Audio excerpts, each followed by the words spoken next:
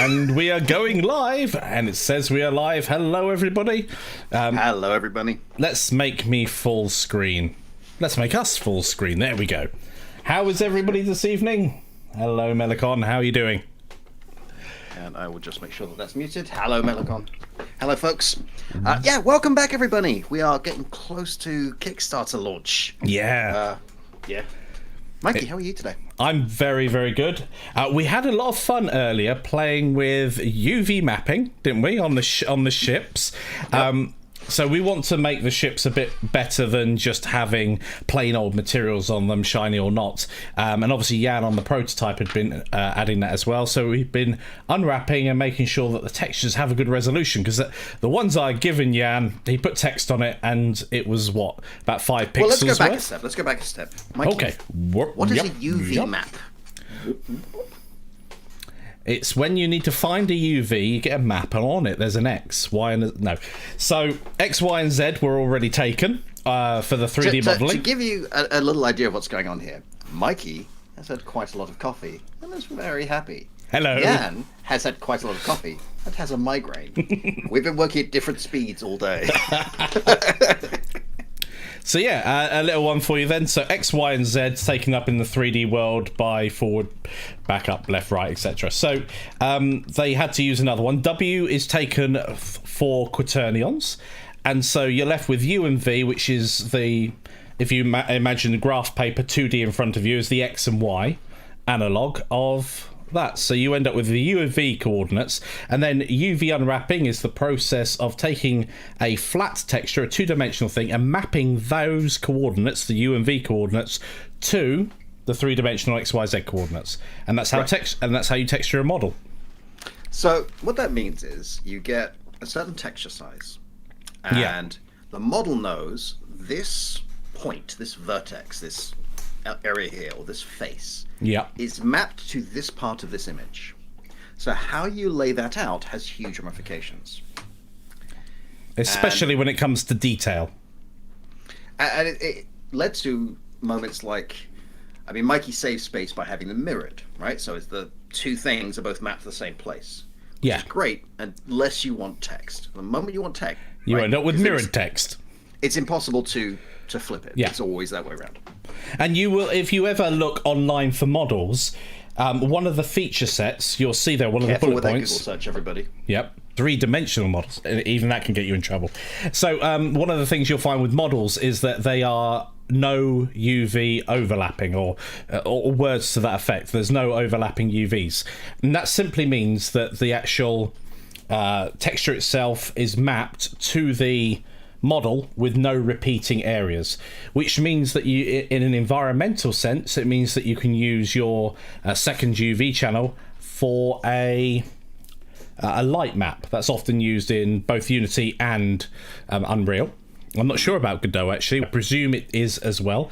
And with models, as Jan pointed out, whereas you can save space by reusing textures, that's all good, but reusing textures that are also mirrored can cause you issues like with writing. Suddenly, if you're not using writing, it can be a great way of saving on texture space. Unfortunately, it can also be problematic if you're trying to use that particular model with a certain workflow, because suddenly if you've got everything else that's UV overlaps, then you could end up with a problem. Shading artifacts and things like that might crop up on this one model and you're not quite sure why. And can I the interesting problem we had today?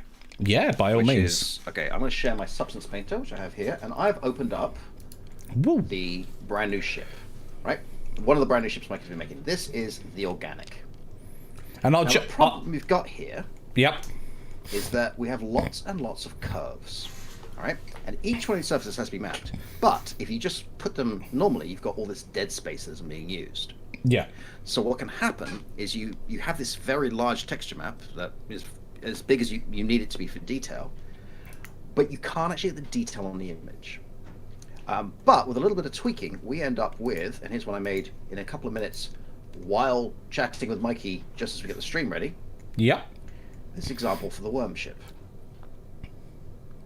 And of course, that area at the front you couldn't possibly do because, look, the writing is going over that central point.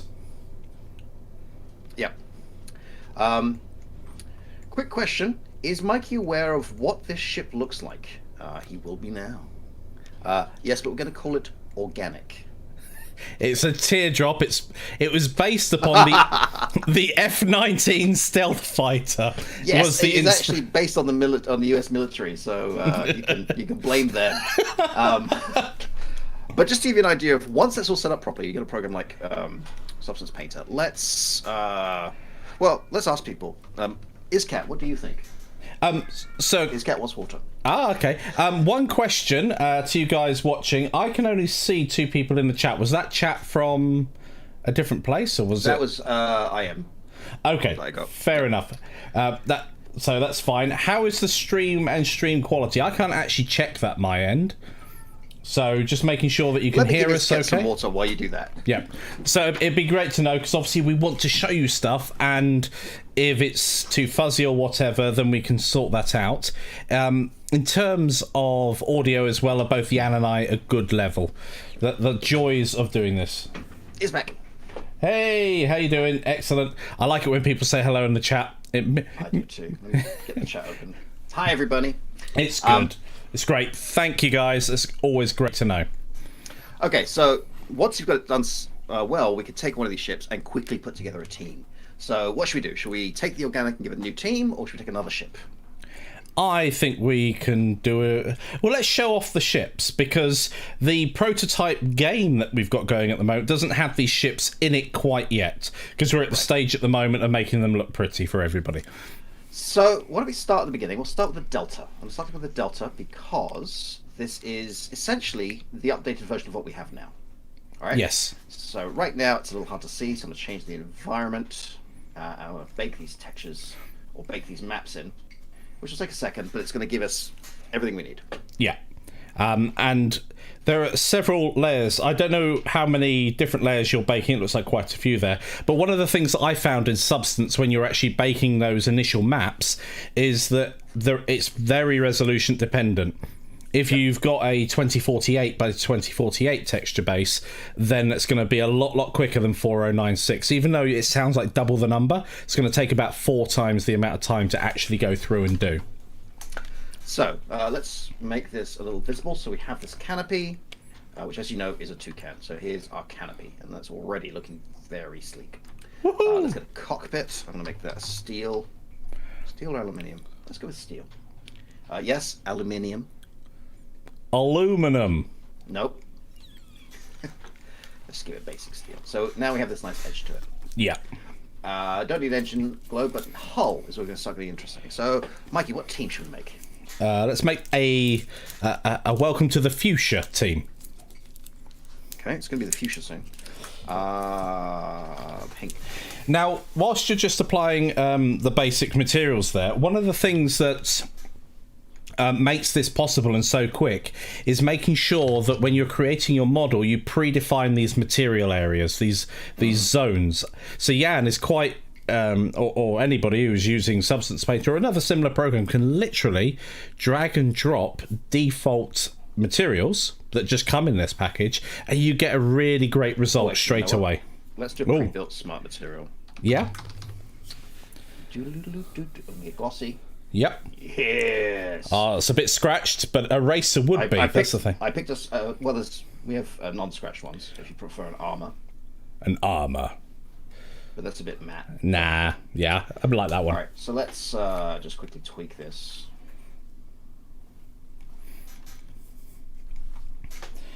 So I'll just answer the question there, or rather add to Melicon. Yes, you can do all of this that we're currently doing in Blender.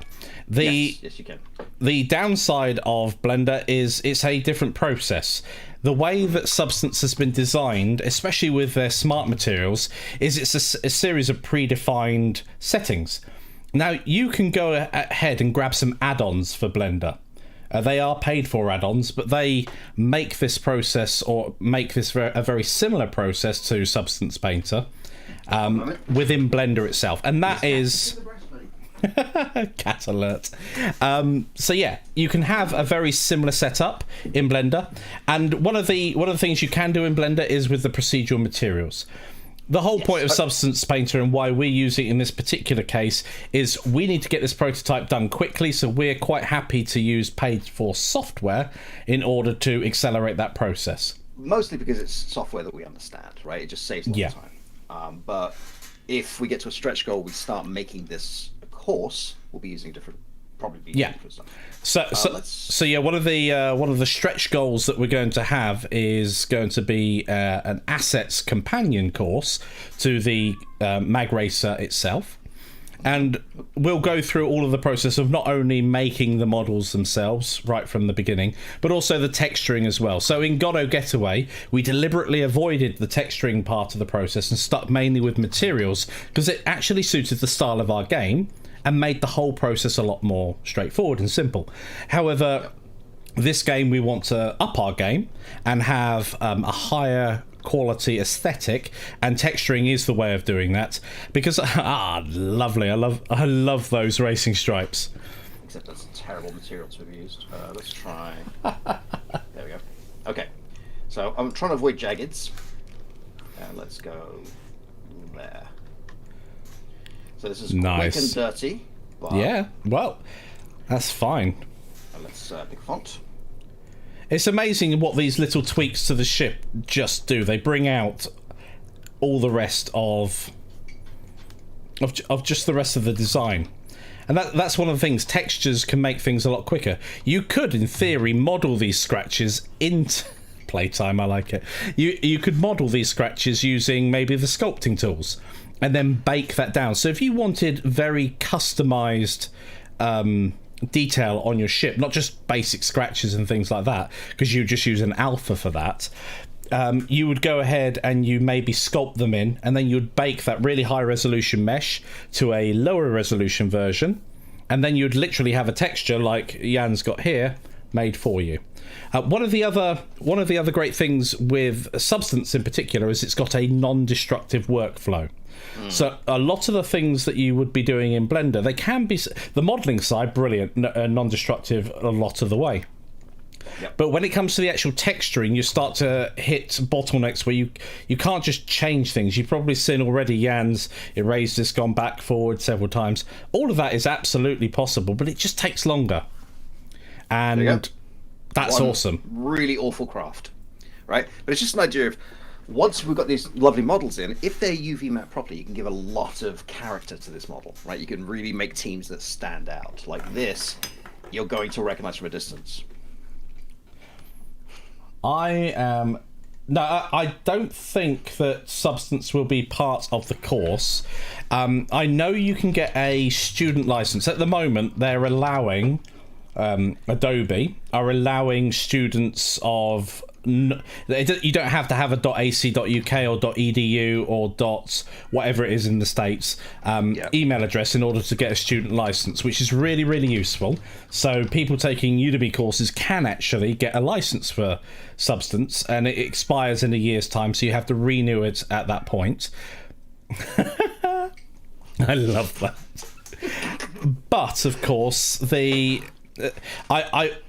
we're a bit uncertain, to be honest, about whether or not we use not just paid for software, because if a package is like $10, $20, something like Crazy Bump, I think it was $6 something when I bought it.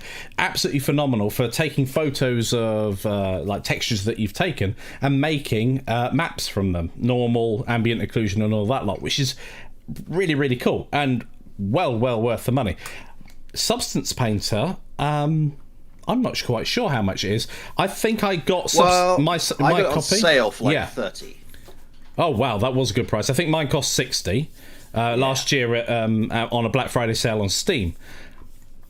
So you know that's quite a lot to pay when you're just toying with it, when you're learning, and we don't want to have those barriers of entry to our courses. In the fullness of time, yes, I will say we will have a Substance Painter course. In the fullness of time, I want a course on Houdini as well. Yeah, I mean, it's something we keep playing with, and it's partly a business decision, right? I mean, totally. This is Houdini. You can get a student version that you can use right now, but you can't use it for any like indie projects or anything. It's just to learn with. They're going to turn that down. So there's a thing there. What's the matter, buddy? Close stream. Go away. There we go. Armor paint is new. I'd be very happy for tutorials. I would love to. Oh, armor paint. Yes, that's actually based on Blender. Yes, it is. And Yeah, I saw a recent game from scratch video, I think it was, with a substance-like painter in Godot itself, actually within the game engine. Well, yes, ish. I mean, it's still an early alpha, and and that's it's very promising. That's the thing. When we're verging more towards this now, and I feel that's helping our teaching be more focused on real world problems rather than just all the theory surrounding it. So you hear like something like armor paint, or you hear something with this Godot type thing, and one of the main issues there is going to be the fact that it's in alpha. It might change, it might break, and if you're actually producing a product, that's different from playing at home. So there's these decisions that we have to make. This is a really cool product, but if it changes in a month's time, we've got a lot of time investment in actually writing a course for it. So sometimes if something's really cool and we've got the time to do it, we'll make a quick YouTube video about it. Yeah. Or bring it along like this. We're not doing Substance Painter at the moment, but we can show you some cool stuff on a live stream with it. And we had an interesting discussion about Substance Painter today because Substance Painter is non-destructive, you can't combine all the materials into one texture that you just use everywhere. Yeah. Or one material you use everywhere. You have to make a new material each, which means it's more intensive on the game, right? You're increasing the amount of draw calls per frame. So Mikey's like, well, that's okay. I could just bring it into Blender and bake it. The reality situation is that there's two of us. Yeah, and that takes time. And each craft is going to take 5 to 10 minutes. And again, one of the real world things here is the actual time investment. So when you're trying to get something done, optimizing your game is really, really far down the line. Unless you've done something really silly, a lot of people won't hit the bottlenecks of Godot, of any game engine. So worrying too much about optimization at the beginning will stifle your growth and your experimentation. So we've got craft that we're flying around that have far, far too many polygons on them. Yeah. And we're using way more particles than we need to. But we're coming along nicely. Mikey, would you like to show the current state of the game? Yeah. It doesn't yet have the new craft in, because we've added some nice little quality of life tweaks. I was just about to launch, because I kept it open for once. So let's go ahead and play the game. And I've turned on my controller this time, first of all. I look very fuzzy on your camera. My Discord's been playing up for days now. So we've also added in... What have we added in? We've added in some music, which is pretty awesome. We've added in a loading screen. And, well, let's just go ahead and press begin race. So we're trying to make it more of a proper game in terms of its feel. So I didn't actually click begin race then. So the player knows what they're going. This is true. I'm a professional gamer here. And you've still not done it. There we go. Shush.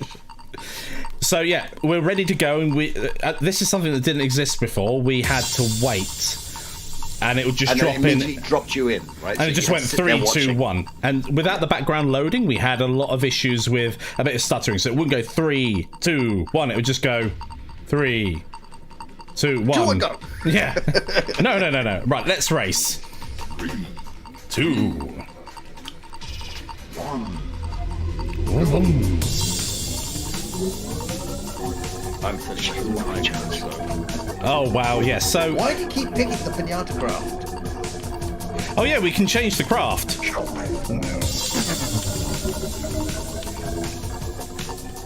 So I've changed the particles to be a little less glowy. It does feel like you're in that old Power Pack comic from the 90s. Yeah, it's much better now, because when the particles were overlapping with one another... It was just so bright. Yeah, they ended up very, very bright.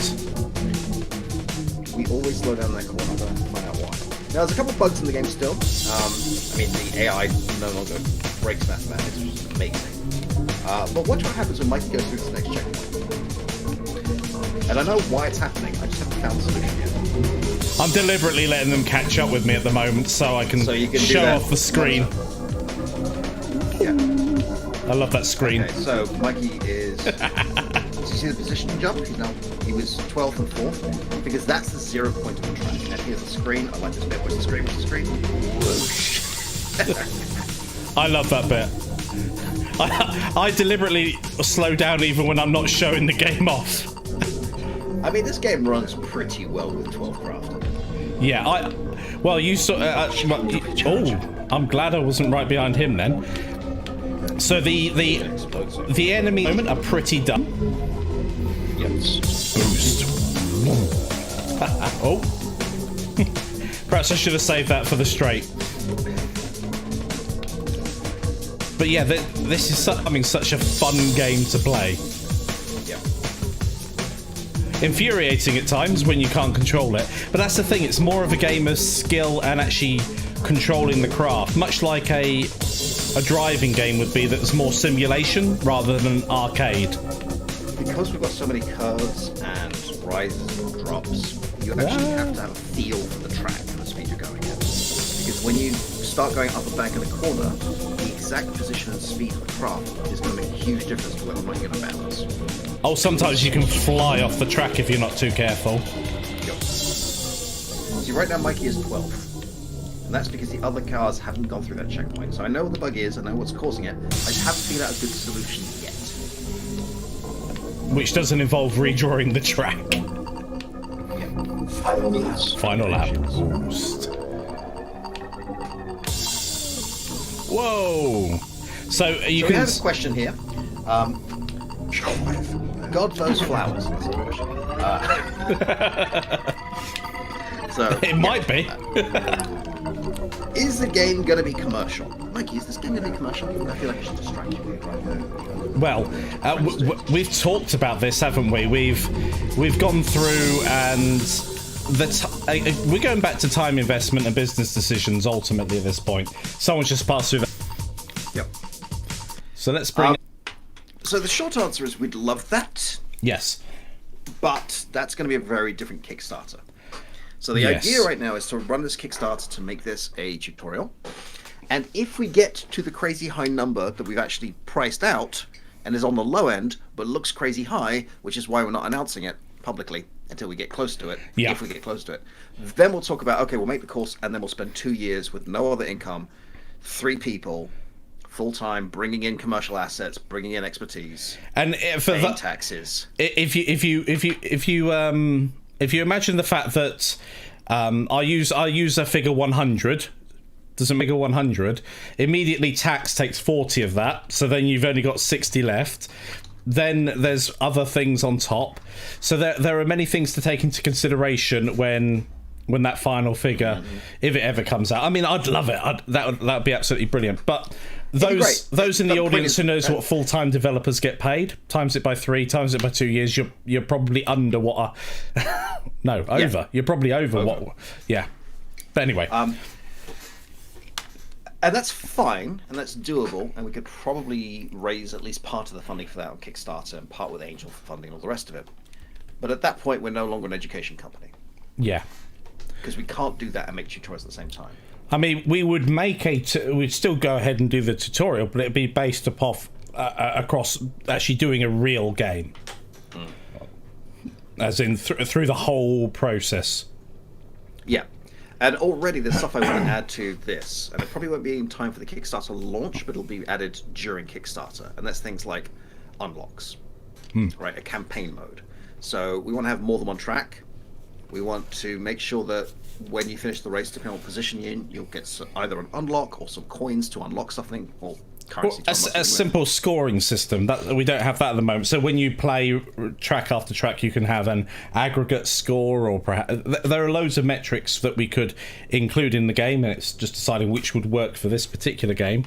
And in the course of course, then you could design that around what you wanted. So, and the idea is, at the moment where we're seeing it is the core gameplay loop as you play the race and you unlock either tracks or customization. Yeah. And that customization can be a new hull, a team paint for that hull, or a team paint in general. So maybe you unlock the Beowulf colors or the HSC colors, Yeah. and they're available for all the craft, or maybe you've got this hull, you can now start unlocking for that, and when you've unlocked a certain number, it'll say, do you want to unlock the next hull? Yeah, and that's quite common in today's games, having visual unlocks. Rather than things that make you, give you an advantage in the game, skins, Fortnite do it, Apex Legends do it. Those are two games that are quite well played in our house. But those aesthetic changes to the game, you might actually be someone who I don't give a monkey. Some of the aesthetic things look really cool, and if I manage to get one through a random unlock, great. I'm not one. I think if you buy a game, personally, that you get the game. Now DLC can be a bit woolly, but I think if there's loads of new content and things like that, DLC is a great opportunity to expand on the game. And if there is genuinely extra stuff that they developed after the release of the game, rather than features and things they held back. Yes, right? It also depends on the type of game it is. Like, if this is a multiplayer game, because that changes things dramatically. Yes, so... if you're now selling content that changes your ability to play the game, right? Yeah. A more powerful team, a faster vehicle, that doesn't feel great to many people, right? At this point, you are purchasing playing power. Yeah.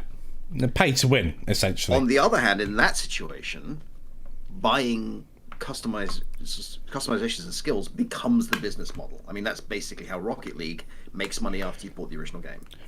I bought the DeLorean. I'm just a sucker for that car, so I was like, "Yep, I'll pay the £2 for it." Car. Yeah, they're good aesthetic models, and they don't change how the game plays, but they change how I play because it gives a visceral feeling to the game, which otherwise it just doesn't have for me. On multiplayer games, I find anything that changes or gives you power or effect, I guess is the more accurate term, that other people don't have unless they pay for it, is a problem. In the same way that in a multiplayer game, if you unlock better weapons in a shooter by playing more, you are rewarding people who have free time. And then you have to balance it. That's the key thing. All of these things are great when balanced. So if you pit high-level players against high-level players with some sort of balancing system, that is great. So we got a question there, haven't we? Do you guys plan to grow this YouTube channel?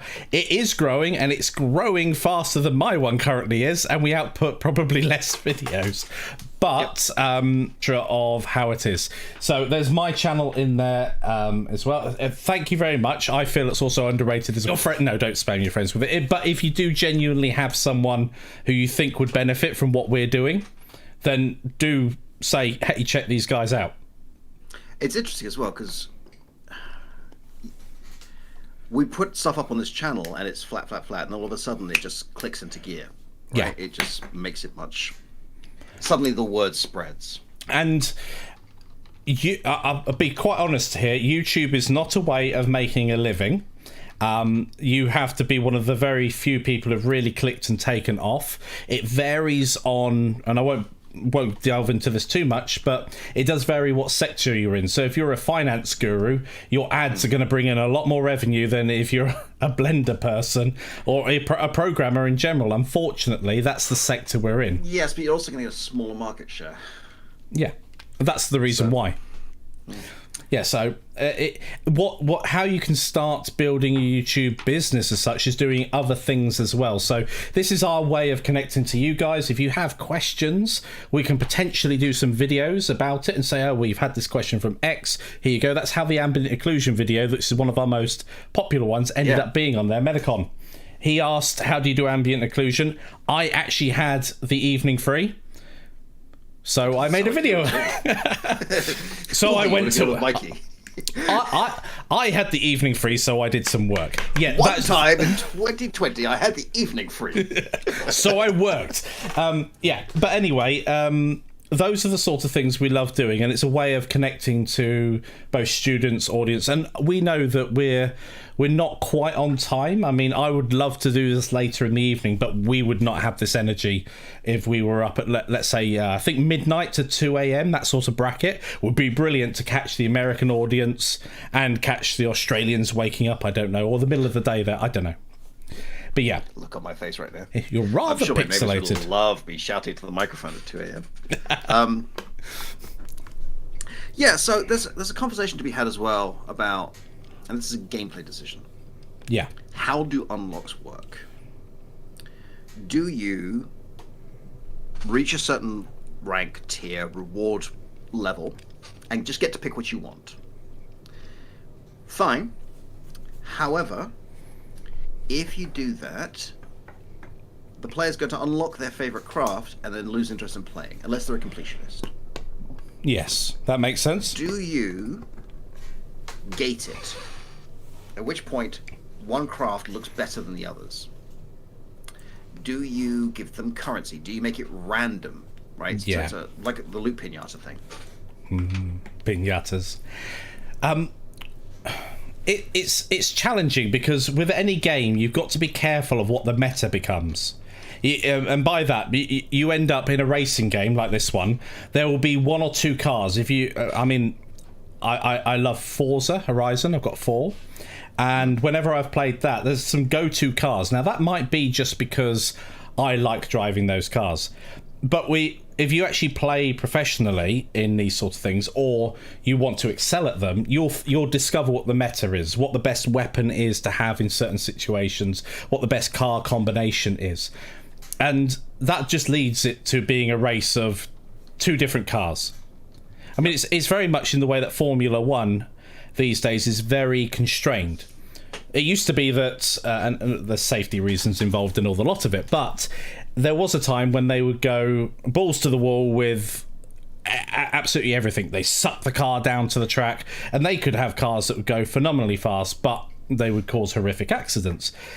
And I remember maybe 20 odd years ago, this is going back a bit, Ferrari, they couldn't have the wing at the back that changes anymore. So Ferrari developed a material that as you went faster, did the same thing, but didn't have any articulation, and they ended up getting fined and all that lot. But that, I'm going off on a ramble here, but the aerofoil, yeah. But the actual, you've got to be careful about just creating metas in the game, and that's one of the great things. Circling back to Rocket League, that they've managed to get out of. All of the cars behave exactly the same, I believe, and it doesn't matter what skin you've got. I'm actually tempted to generate a random starting team and craft. Yeah. So if you don't yet have a save file, when it creates a new one, it's going to pick one that you start with. And then as you play, you can start unlocking things. So it's just going to randomly select one and say, now you can choose between these. Yeah. It's going to change the structure of it, but I think it'll be fun. So one thing we haven't actually said this episode, but this is not going to be a multiplayer game over the internet at the moment. We will consider a stretch goal to do that. I believe that's in our list. It is. But it does change the game significantly, and we've recently done the Godot Getaway was a multiplayer game as well. So, and the solution we have for Godot Getaway doesn't really work with this because the speeds you're going at are so much faster. It's a different problem. Until we got the buildings in and started putting textures on the rails, it was actually hard to see how fast you're going. But when the boost hits, you hit something like 800 kilometers per hour. Admittedly, that would kill you. Just the inertia would kill you, like the sudden increase in G-force. What that means is you can't have that little delay that you're having in Godot Getaway. Yes, otherwise one of the solutions would end up rubber banding you all over the place, and it would be. I mean, we did try one, and every 5th frame you rubber banded, and it was just not made you sick. It wasn't a great experience at all. So this will be local multiplayer. As a stretch goal. But you'll be playing single. So we've got AI in there. That's the other thing that we've not covered in any of our previous courses. So at the moment, we've got that was very posh. At the moment, we have very we have very rudimentary AI. It follows around the track. it plays like a new person to the game. Essentially, it will not. I mean, this is the first pass of it, right? I mean, Yeah. Bastion is building the state machine for it, so it lets you make decisions based on what's happening. And we mentioned this last week. He's talking about the possibility of a vendetta system. If it starts tracking who was the last person to cause damage to a craft, and it's another player, and that happens enough times, that craft is going to prioritize hurting your craft over overtaking it. Although hitting someone in this game is a lot harder than normal because you can go over, under, and around craft. And the first time I did that I was very excited. Jan was watching me play as I went round a corner and literally undertook someone. I mean, he looked like he was the single greatest driver of any vehicle in human history. Like, he's discovered a superpower, and that's really good player experience, right? And that's yeah. At that point in time, I was the best Magracer driver ever. But conversely, and this is interesting, something like Wipeout, which is clearly the inspiration for this game.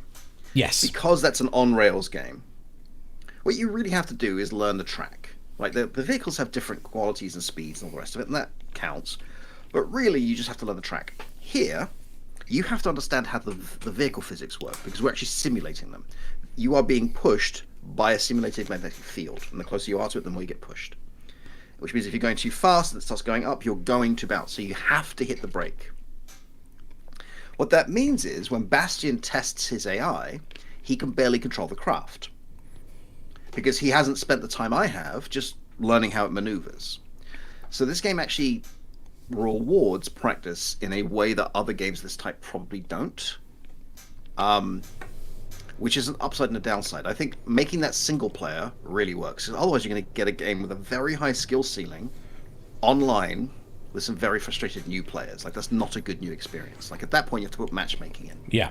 Well, and also the one of the ways to get around that is tracks. Often tracks, when you're first starting a game, are nice simple tracks so you can get a feel of the game. This is just a random track that we put together months ago that hasn't changed, so it's got some loops and bits and bobs in it. And one of the things that we'd like to cover more of is actual game design, the level design itself, because one of the things that we found out is I made a model of a bridge, realised that if I make it real scale it doesn't fit in this world because no bridge is that wide. I think I ended up making it about 60 meters wide. Someone's going to post now, there's a 60-meter wide bridge in... Yeah. Anyway, it was 60 meters wide and a kilometer long. Yeah, the scaling and everything was off. It didn't look right. So one of the things that we now know is that designing the city first and actually making sure that the track fits a city rather than making a city fit a track makes more sense. And obviously, if this thing was a real thing, you would actually have a city to build around rather than the other way. So there's a couple of things we can do, right? Right now, we've moved the city to... All levels are a version of level template, which is just good practice. Yeah. Well, what we can do is we can have level template that uses this scenery, which we then copy into several scenes, and then we can have several tracks of the same city. Yeah. Then we can unlock a new city, which will have several tracks. So a nice, easy oval, one with a whole bunch of weird chicanes and S-bends, and then one with overpasses everywhere. Yeah. That would be sweet. And Wipeout has this trick where they'll have a track, and this is the same track but reversed. Oh, 2 tracks for the price of 1. Yeah. Yep. But that's going to be a nightmare to code for. Actually, well, yeah, a little bit. Because I haven't had that idea at the beginning when we were solving these problems. I now have to go back to all the AI and the race logic and say, by the way, this could go another direction. Yeah. So figure out which way forward is. And that's one of the things. All of these little decisions that we want to add in later on can cause a huge cascade effect throughout the entire project. Yep. I mean, just talking about multiplayer makes Jan shudder sometimes. What we should put into this is... What, Jan? What's the most difficult multiplayer? I looked into it. And we spent about 3 weeks at one point playing with it. And the solution is yes, but you need to write a server for it. It needs a dedicated headless server running. And I'm going to have to spend 6 months learning networking for that to happen. Because currently, I don't yet have the skills to make a network server that good. Well, one of the great things about running a headless server is it doesn't have the overhead of computing all the graphics or the AI or anything along those lines. So you don't need quite as powerful as a computer. But if you were trying to run that locally on your machine at the same time as playing a race, that's when you start having networking issues. Or a complete unfair advantage because you've got 5 milliseconds ping and the next person has 200. Or just everyone is rubber banding every 5 seconds and everyone's throwing up as their keyboard. That would be a problem. What else do we want? There's a couple more weapons we want to put in. We talked about those. Yeah. A heat-seeking missile would be absolutely awesome. Talked about it with Bastion. We need to just track a little bit better with the AI and then make that work. But yeah, I want the explosions to look better. I need a better shape for that. I'm imagining that the AI that actually drives a driver that's on an aggressive mode, who's targeting another player to knock them off, is essentially the same AI that a homing missile would be. Yeah, I mean, what you've got is follow the track unless you're close to the target, in which case shift to that.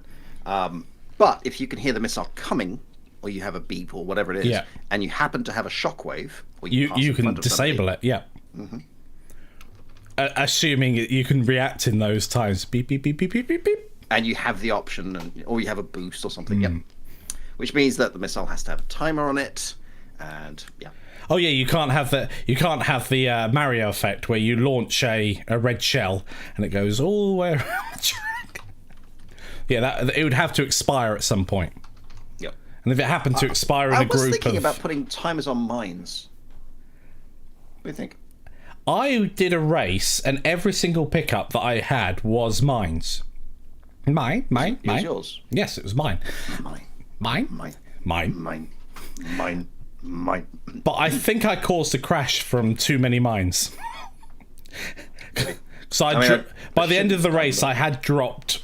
I don't know how many pickup points are there? 3 distinct ones, 3 groups. Yep. And they dropped 5 mines each. Yep. So yeah, there were quite a few mines on the map if they weren't already hit. I know it was getting messy on my 3rd lap. I was dodging my own mess. But yeah, you probably do want to have them die at some point, because otherwise, if all 12 players were doing that, that could cause a bit of a problem if they're there on their next lap round. Yep. And it's tempting to put in something like the Quake, just because you want something to stop players who are too far ahead from gaining that lead, right? Just from a gameplay mechanic, that Quake weapon from Wipeout makes a lot of sense. But I think we could probably do something like that without copying the effect. Well, we could do like an EMP blast that disables the other players. Yep. Maybe. And the further you are away from the blast, the more it affects you. It's like an anti-EMP. I mean, we need to make sure it doesn't look like a nuke. Boom. But I was thinking just a wall that travels across the track and shuts down your repulsor for a second. Yep, that would work. It'd be irritating, but it would work. I mean, they're weapons. And we could balance the weapons as well. We could make it so that it's more likely if you're last to get such a weapon. And if you're last, you also have a 0 chance of getting mines, maybe. I seem to remember there was a weapon like that in Wipeout. I can't remember if it was the autopilot or something like that. It just didn't appear if you're in first place. Yeah, but get it. Those are the sort of balancing choices you have to make when making a game. All the time. Does anybody have any questions? We've been rambling on our monologues. Do you guys have any questions about the game? About us? About... Yeah, Mikey, what's the best pizza topping? Tuna. Of course, I know what Jan's reaction is going to be, so I'm going to choose the appropriate topping. Questions not to ask Mikey when you have a migraine. Oh, I feel sick. It's a tuna and mayonnaise pizza. No, tuna and egg is really nice. I like tuna and egg. You're a monster. The local pizzeria called Little Italy does not do the egg because they don't have the right oven for it. Because you have to put the egg in halfway through the cooking. But they have a through oven for their pizzas. So they can't take something out midway through. So it would just kind of burn the egg on. Yep. Arda course, any updates? The actual course itself has all of the videos, I think, in it. I'll have to check.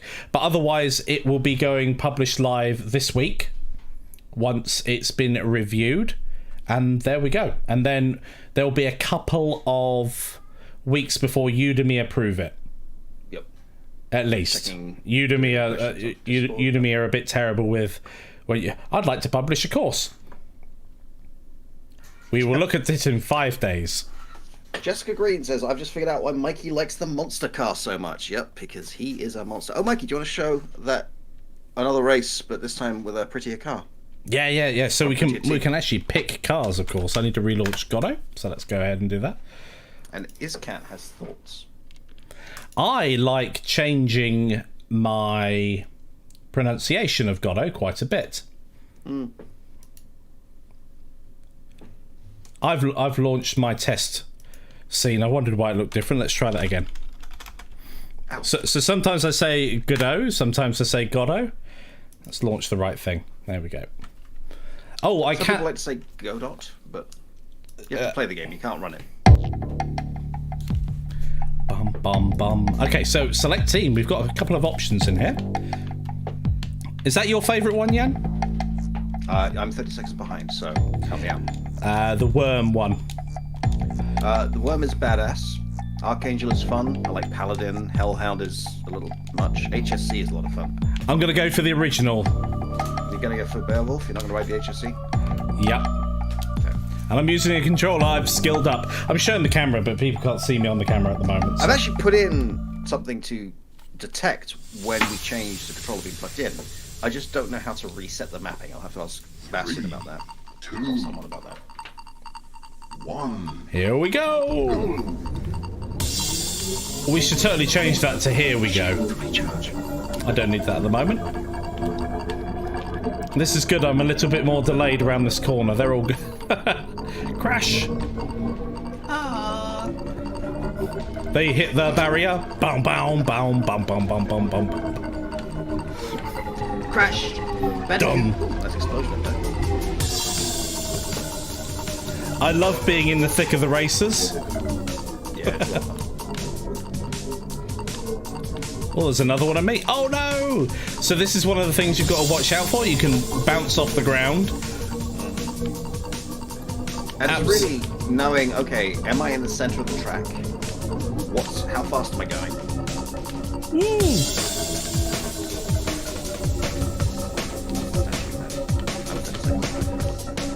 That's fine.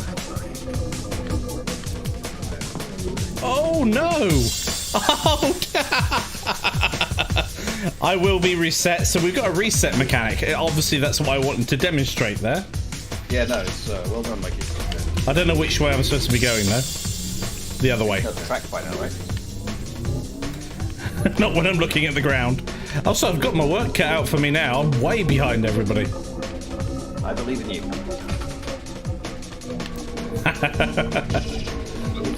Boost.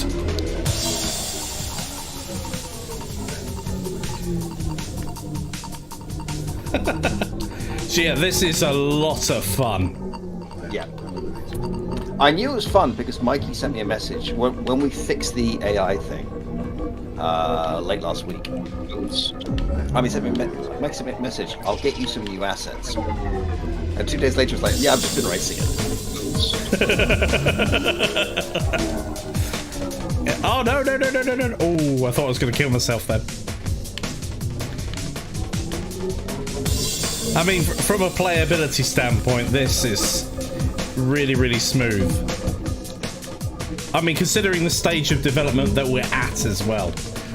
And the fact that this all came, I mean, we haven't built this from the ground up from design. This is a couple of test things that we just built with a game. There's a lot of things that we would go back and optimize if we were working from scratch.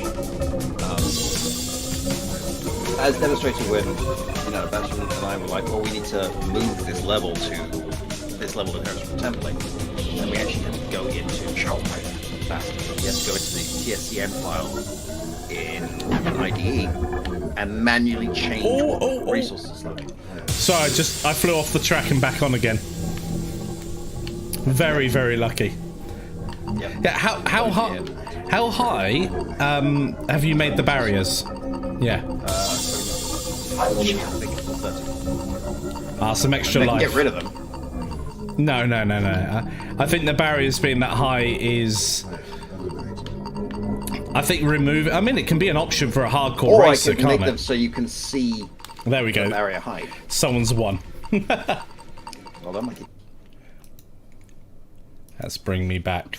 Bring me let's see. back. Daz, late to the party, had the zoo to feed when they got in. Who's been dabbling with the EDM? Thank you, Mikey. We are Put your looking hands sweet. up. The game's also looking pretty good, Darren. Also good to see, mate. Chris, will you release a playable demo before the Kickstarter? Yes, we will. Yep, they'll be on itch.io, do you reckon? Would be the best place for it? Yep. Well, itch.io is a good place for it. Plus, it allows us to. I mean, we can also put Kickstarter rewards linked to that. So if we want to release extra things, Yep. some sneaky shaders. There are some sneaky shaders. Yeah. Although the explosions are not shaders. Is How it to get refraction working? expanding spheres? Godot Vulcan 4.0 question mark. I'm not quite sure what the question is, but my answer is yes, please. We would love it. Yep. So, will the course... I'm going to guess it's will the course be in Godot 4.0? The likelihood is no at the moment, because we don't know when it's going to be released. If it's released in October, then... It's still an alpha, and the nightly builds are still unstable. And frankly, if they released it tomorrow, we'd have to remake the whole game just to make sure it works. Yeah. Which is doable. It's just, but that would be amazing. We've also upped the quality of reflections on the track. I'm very proud of the Verm and the craft I've been making. That green dragon is kind of badass. I want to make some new teams. I need to figure out how many teams we have in game, and are the teams thingy? Stretchy. Yeah. Now, are the teams the same on all hulls, right? Do you have 5 teams per hull, but different teams, or do we have 12 teams and they're the same teams, but you just apply the HSC to I mean, the flying ovoid? yeah. I mean, there are totally different ways you could do it. You could even have each team has a class of ship. Yep. And then you can style it how you like from there. Should be quite awesome. And you can unlock a debadge mode, so it removes the branding from it. But you have to wait 20 races, or pay 99p now and you can do it. But Mikey, that's just a new material without the extra materials on it. Like, that's not a... No, that's just a microtransaction. Which I hate, by the way. Yeah, I'm not a fan. Although I was quite impressed when World of Warcraft released the first macro transaction, which was the Sparkle Pony, which was $25 for a microtransaction. Nice. Some tutorials courses on GLS SL would be great. Yes, we agree, and it's in the works. Well, funny you should mention that. That's something I have been playing with. I've been playing with OpenGL shader language and OSL, Open Shader Language, specifically for use within Blender. And part of the things we want to do with the Kickstarter is to get Bastion to do a module on the shaders for this course, and a stretch goal of a separate 3D shaders course. That said, GD Quest have some amazing shader courses, and the current one is 2D, 3D, and I recommend it. There's some really good stuff in there. It's pretty awesome. GD Quest are awesome. You should definitely give them lots of money. You should give me lots of money. I'm genuinely curious, and this is cards on the table, how well our Kickstarter's going to do in the middle of a global pandemic. We have absolutely no way of predicting what's going to happen. And whilst we're talking about that, in fact, some of you may be in the back of your minds, and maybe someone will end up asking in a moment, what happens if we don't fund? Because obviously we spent a lot of time developing this in the background anyway. So what will happen if we, for some reason, don't fund? What are people to expect then? Well, 2 things. One, the course we release is a much simpler course, probably something on how to get a floaty vehicle on a magnetic track to work. We get rid of all the advanced stuff. We just make that physics and control system work. And probably like how to extrude a track along a path. Yeah, and of course the other thing we can start do. A Patreon. I was going to say is go towards if it's something that people actually want, then it can be funded in other ways as well. That's always a possibility. Or a course can grow. We want to keep working on this because the game is a lot of fun. Yeah. Right.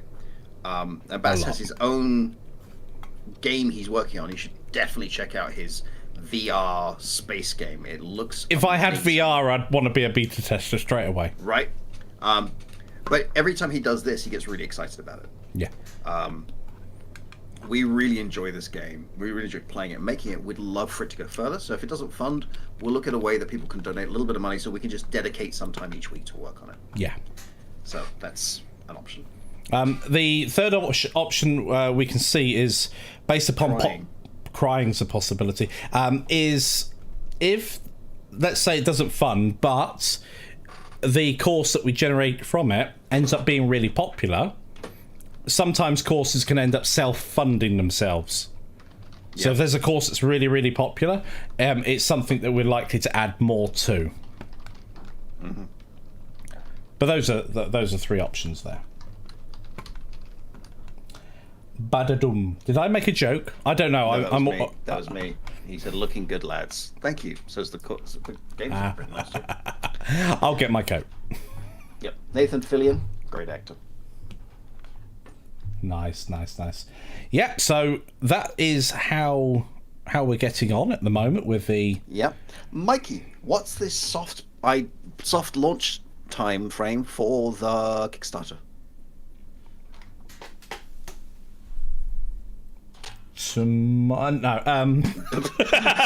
Better not be tomorrow, because I haven't done the stuff yet. We are going to be pushing for next week. Last time I heard. Yep. I like you put me in that position. I'm like, I can't remember. Yeah, so I've been coding flat out for a week. Yeah, so we're aiming for our launch on next Monday. That's when we're going for it. That's where we're going to push the Godot button. Haha.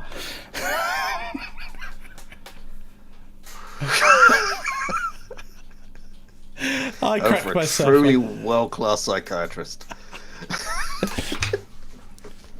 Yeah. Anyway, so yeah, we want to push this out. So what the plan is for next week is we're going to get those ships in. We may have a slightly different AI by then. Who knows? We don't want to start showing off things if they're still really buggy.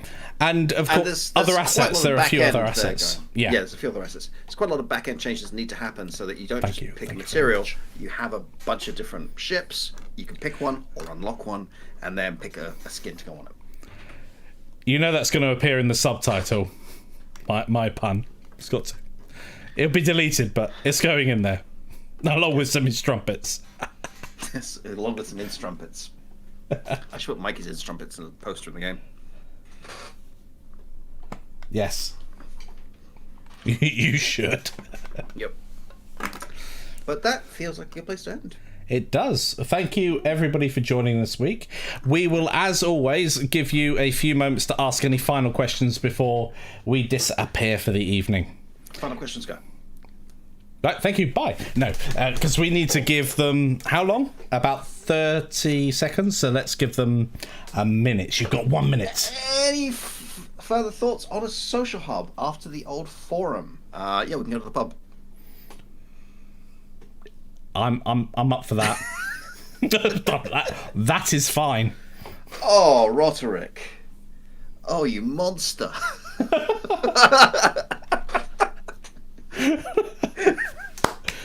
If I had a hat, I would hold on a minute. If I had a hat, I would take it off. Well, I can put a hat on. And then I can take it off for you, sir. I doff my cap, sir. Oh. I prostrate myself in front of the greatest pun artist.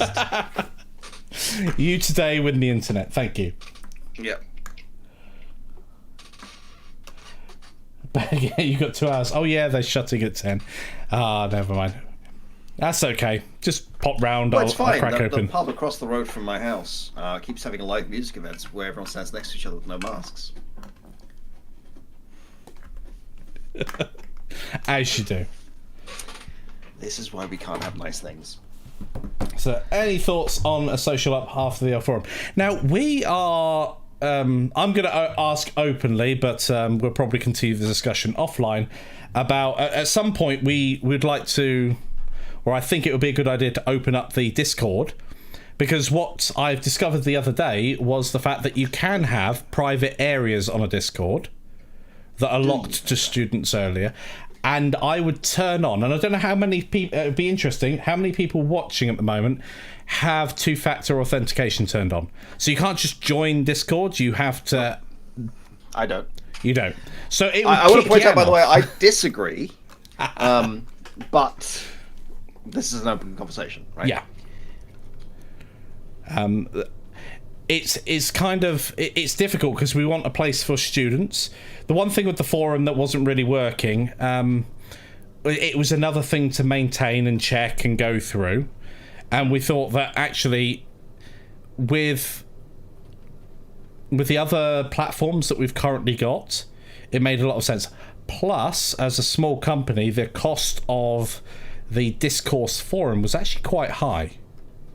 Yes, it was. So we had to make a business decision. With all forums are very 2005. Yeah, I mean, maybe a subreddit. Can we make our own subreddit? I don't know. I don't use Reddit that much. I've only just started using. For social hub. I mean, we could just get a new Ark server, but I don't have time to play Ark right now. Yeah. Games. We love playing games when we get the time for them. I had a wonderful moment this morning. I managed an hour and a half sleep before I had to get up and deal with someone coming to inspect the electricity. I don't know how they do it. They put it in a jar or something. So I fired up Crusader Kings 3, and I accidentally pressed the wrong button. And my nation, my empire, which is an African one, accidentally declared war on the empire next door, and I ended up conquering Africa. And I was busy telling somebody I've accidentally conquered Africa, and I said, that's the most British thing I've ever said in my life. Bless. Yep. Two-factor. So yeah, we'll continue the social place. It's a difficult one because we don't want a flood of non-students into the area, but we also want to have a social place where people can gather. So there's a balance to be had. There needs to be a reason for people to gather, right? Yeah. So, well, yeah. Darren says that they work so far. So we'll think about it further. And we'd like to thank you for joining us tonight. I'm really excited. I'm really excited about how it's going so far. And next week, I'm hoping it's going to look so awesome. Yep. And thank you, everybody. Thank you for joining us, and we'll see you next week.